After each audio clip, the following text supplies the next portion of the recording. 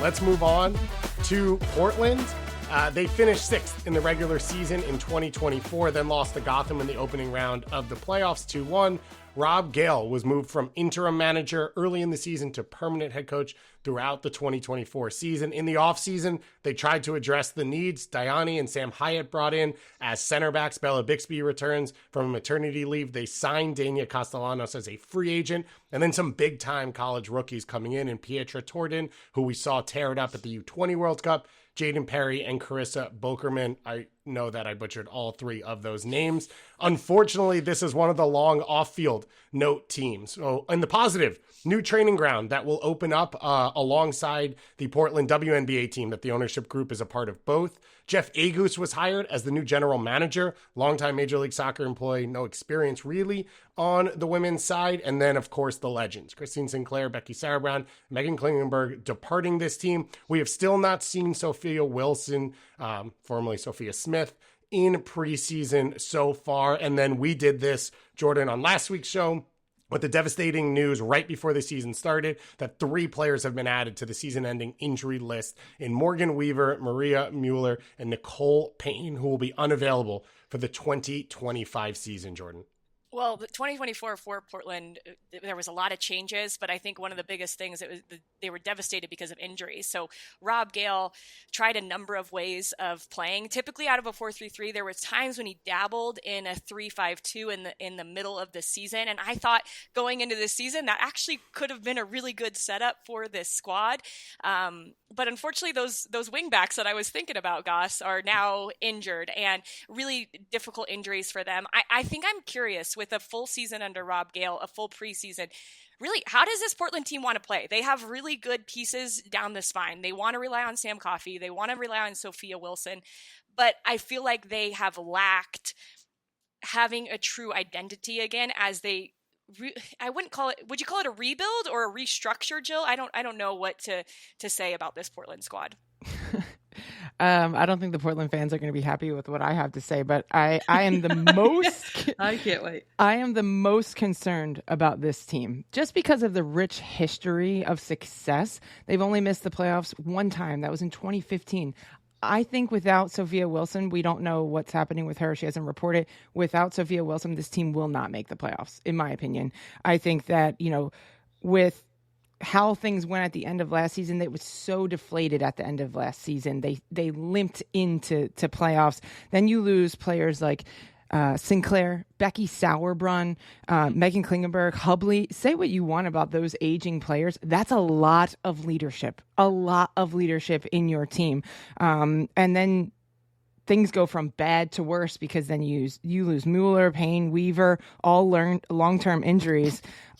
This has always been a team in the past where I was thinking they're going to score goals. Defensively, they always had problems, but going into every game, they are going to score goals. So it's a big question mark. If Wilson's not there, Weaver's not there, who does the attacking burden fall on? Who can pick up those pieces? And then they've had a goalkeeping problem for years. And it is interesting to see who's going to be their number one. Is it going to be Bella Bixby?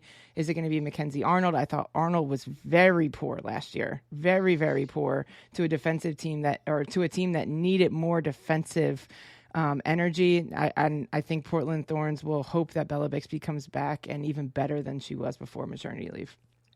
I think the bright spot, because I agree with all of those concerns, and I remember just looking at those 3 that went on the season in the injury list, and then I was like, let me just go take a look, and it is, for the first time maybe in the history of this Portland Thorns organization, it's like, okay, what is this team going to look like?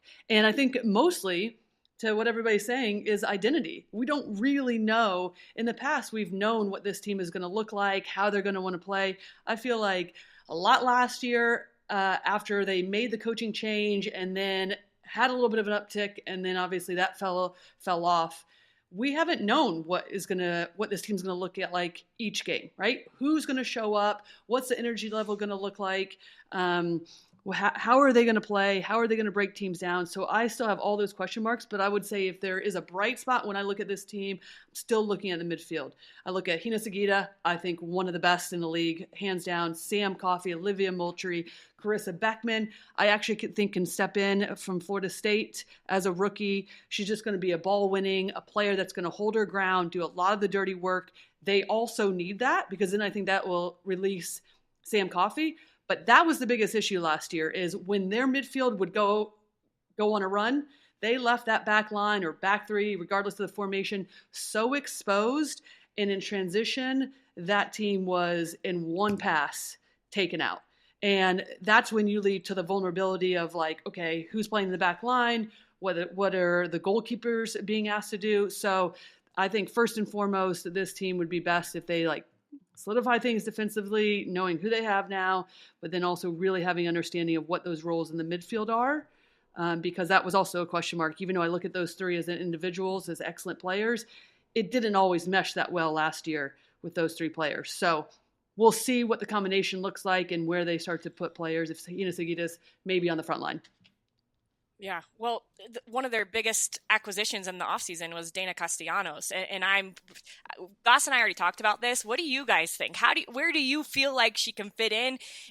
My biggest question mark with her is she an NWSL player? I don't know if she is, and I'm just curious what you think about that, Jill. Well, we'll go with Lori. Lori's a midfielder expertise. You go with that one. All right, I like that.